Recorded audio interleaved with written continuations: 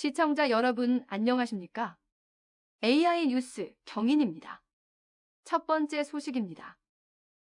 부평에 건립 예정인 인천 제2의료원 설립 사업의 타당성이 충분하다는 분석 결과가 나왔습니다.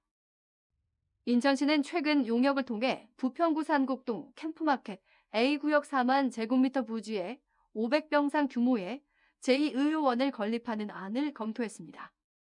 그 결과 해당 안의 경제적 타당성은 1.2 수준을 넘어선 것으로 나타났습니다. 인천시는 400병상 규모 설립안도 함께 검토했으나 이 경우에도 경제적 타당성은 1.2 수준을 넘었다고 밝혔습니다. 또 인천시는 고용 효과나 의료비 절감 효과 측면에서도 제2의료원 설립에 정책적 타당성이 충분하다고 봤습니다. 정당에서 내건 현수막이 시민 안전을 위협한다는 우려가 제기되자 지자체가 대책 마련에 골머리를 앓고 있습니다.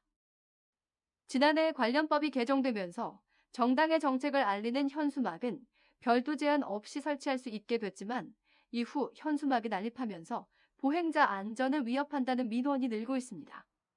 이에 따라 인천에서는 조례 개정을 통해 현수막 게시에 대한 자체 기준을 마련하는 안을 검토하고 있습니다. 또 인천 10개 군구는 함께 전담팀을 구성해 법 개정을 건의하거나 현수막 게시에 대한 대책을 논의할 예정입니다. 공항 소음 피해 지역 주민들도 현금 보상을 받을 수 있게 됐습니다.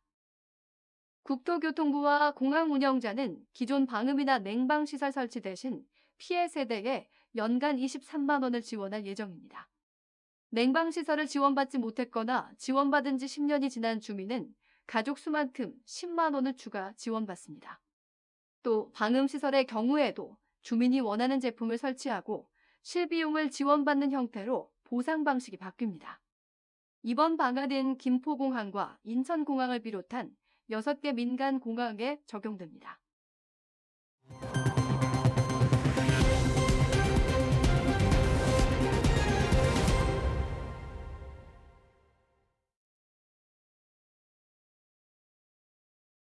갈등관리 조정관을 도입해 운영해온 인천 부평구가 최근 갈등관리심의위원회를 열고 2023년도 갈등관리 사업 10개를 선정했습니다.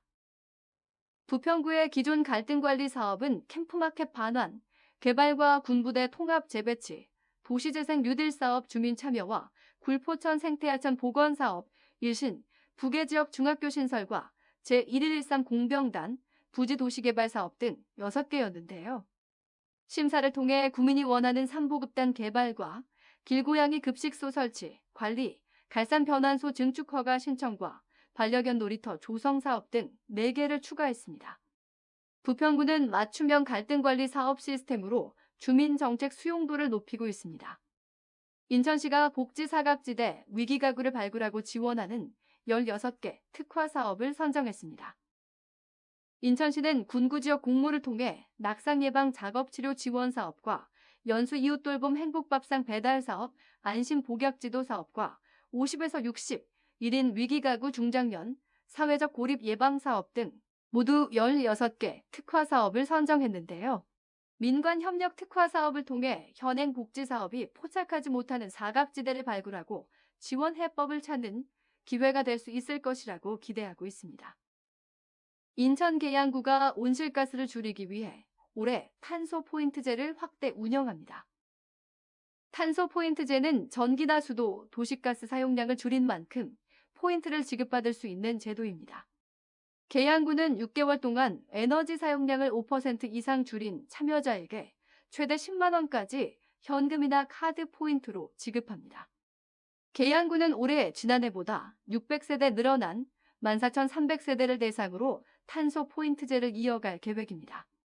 탄소 포인트제에 참여하고자 하는 구민은 계양구청에 방문하거나 온라인을 통해 신청할 수 있습니다. AI 뉴스 경인을 마칩니다. 시청해주신 여러분 고맙습니다.